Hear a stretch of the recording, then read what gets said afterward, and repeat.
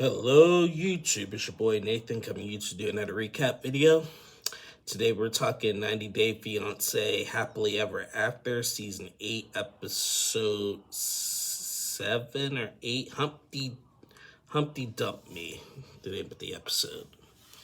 So yeah, we're just going to get right into it. It's going to be a real quick video because nothing really much went down in this episode. They only shift the focus on two couples the most, so we'll get to those two in a minute.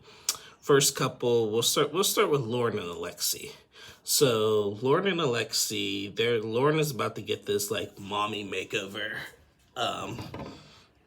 She's getting all kinds of stuff like her BBL and tummy tuck and like getting her her breasts done and stuff and everything. And her and Alexi go to the doctors for one final consult before the surgery. The surgery, I guess, is the next day, and the doctor tells them that the surgery is going to take about like 5 hours, basically, which is a lot for surgery with all that. And he explains what they're going to do and stuff. You know, the biggest thing about Alexi is that he feels that like, you know, I mean, he's not thrilled with this, but he said he'll support his wife and everything that she does, which is, I think that's great of him. But, you know, she's 35 and she don't really need all of this, but that's just my opinion on that one. But, you know, they had a conversation about, like, he's going to be doing what Alexi told Lauren, like, don't be yelling at me. He's like, I'm going to be doing the laundry. I'll change it to put everything in the washer and dryer like I'm supposed to, and you can fold from the bed, basically, and everything. So the doctor said, you know, support after the surgery is just as important as the surgery itself.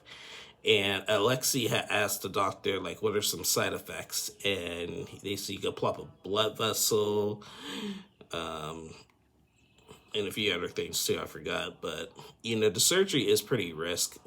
But, you know, I just realized that a lot of these, like, 90-day women, like, you know, after they go on the show, they want to, like, do that. Like, she's got 3 kids. Like, she doesn't look 35. So I really don't get why she's wanting to do that. But, no, but, you know, kudos to Alexi for being supportive with her. So that's really cool. I like Alexi. He's a good husband to her. So yeah, that was Lauren and Alexi. Next couple I want to talk is Patrick and Thais. So Patrick and Thais, so they arrived in Brazil, and remember I said last week they're staying in an apartment that their father rents that they actually have to pay their father rent down there and stuff. Well, last week Patrick's father came by to the apartment without Patrick telling Thais. Thais is pretty upset. And in this episode, the father comes, he sees the baby and whatnot. And, you know, Patrick is still, like, having that injury. He's only on one leg. He still has, like, a messed up knee and stuff. And so he can't be doing much. His father had the audacity to ask him, well, since y'all down here, I need y'all to paint. And I need you guys to wash the windows, wash the house, paint the house, and everything all tomorrow. And Thais is just like, what?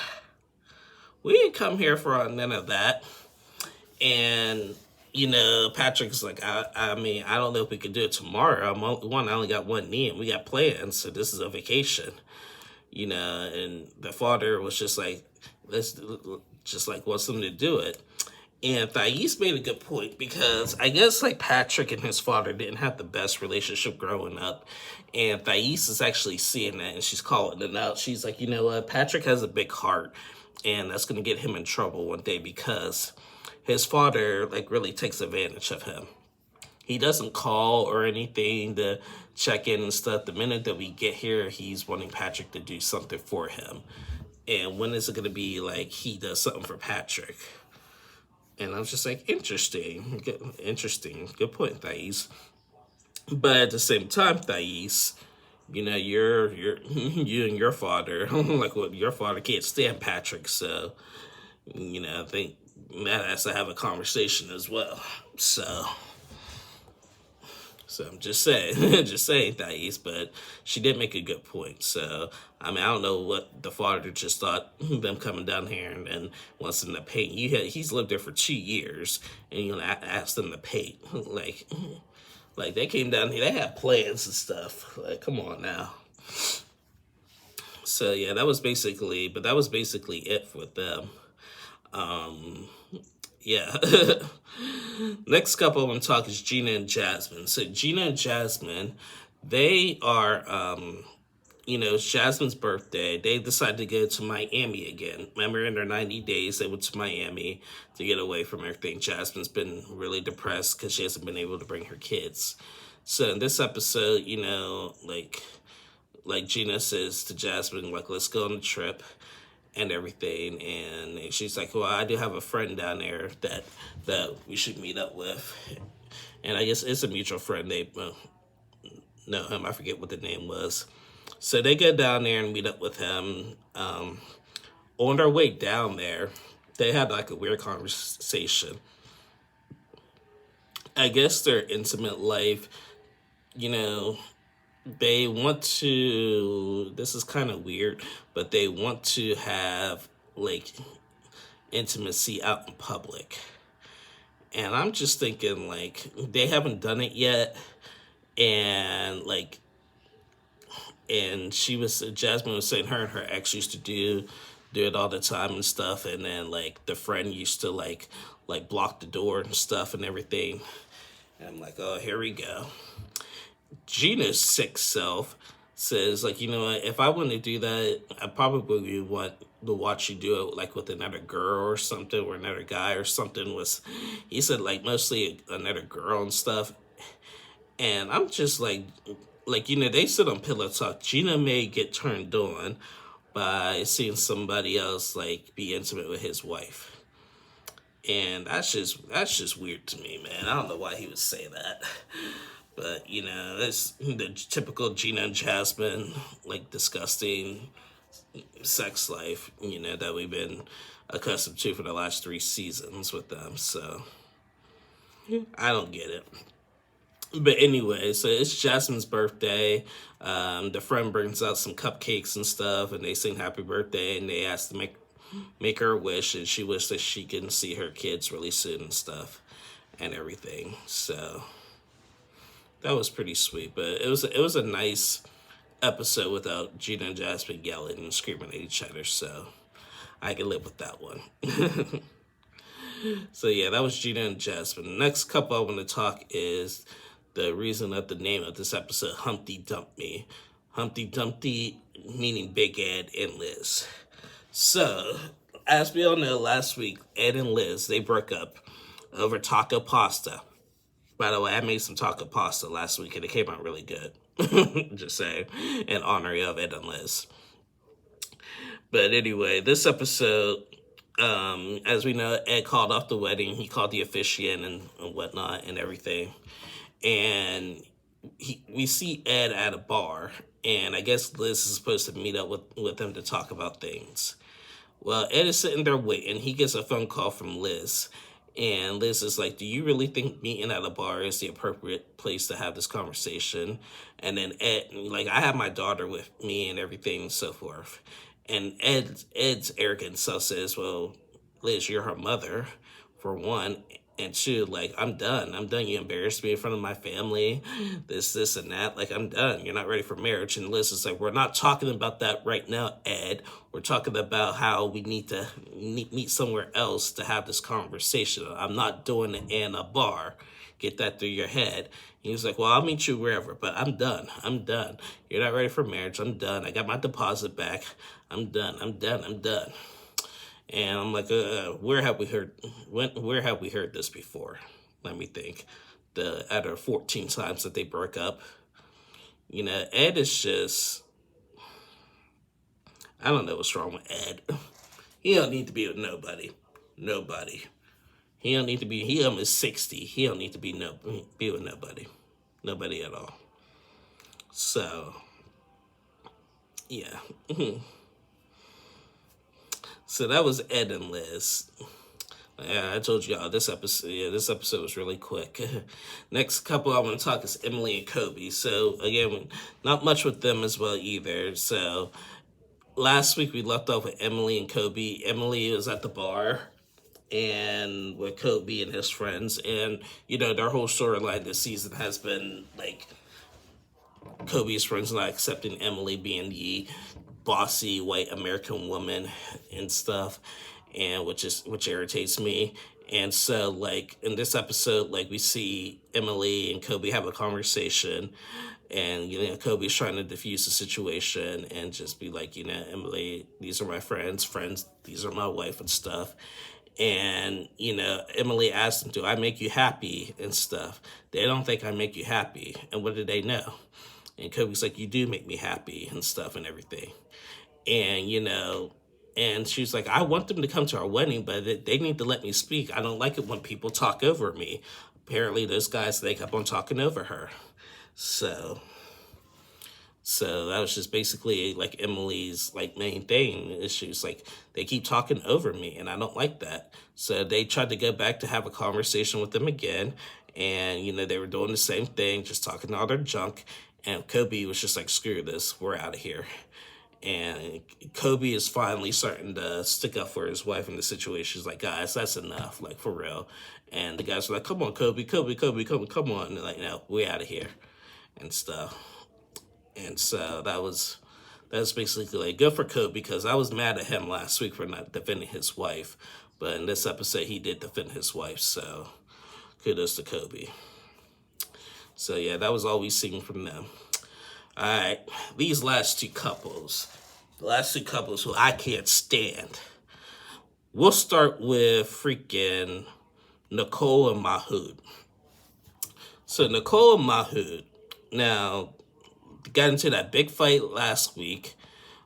Nicole told him to pack his bags, and then she was like, oh, I think you should stay. Went back and forth on her word.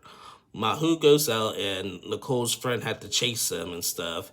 So in this episode, he's chasing him, and like, Mahood, chill out.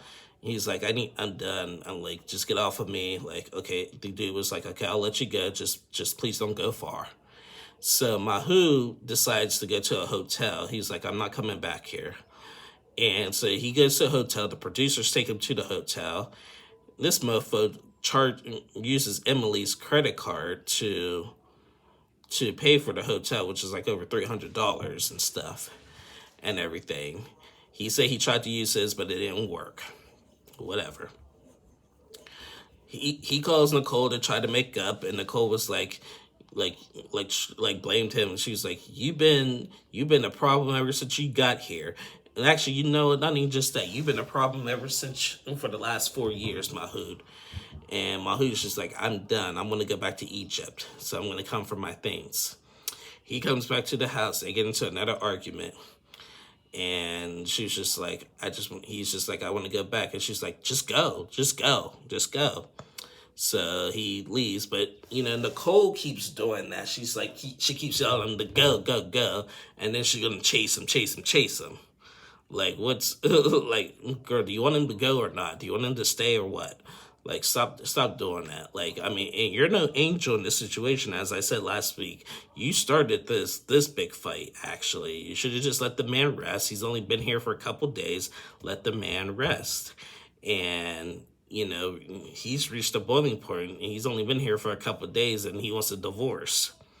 So, I don't even know why they called them back for another season. And as we all know, Mahood was arrested for domestic violence. I think it happened right after the tell-all was filmed.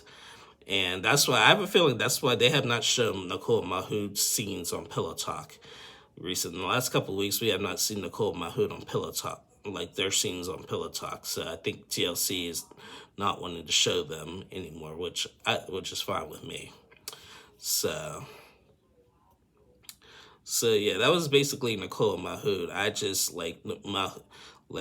they pushed each other to their breaking points, and Nicole needs to make up her mind, and she needs to quit manipulating the situation. Say go, but then like, where are you gonna go? Come back. Like, come on now, Nicole, come on. And like I said, she started the whole thing. So, and she even said that she blames herself, even though she's mad at him, that she does blame herself. So good. I'm glad that she realizes that. But it doesn't change the fact that you started it. So yeah. That was Nicole in my hood. And the last couple I want to talk is this couple who I cannot stand. Ashley and Manuel. Lord. Oh my goodness. I am over it with Ashley. I am sick and tired of Ashley. I'm over her mouth. I'm over her little wicked witch thing. I'm over the way she speaks to Manuel. I'm over it.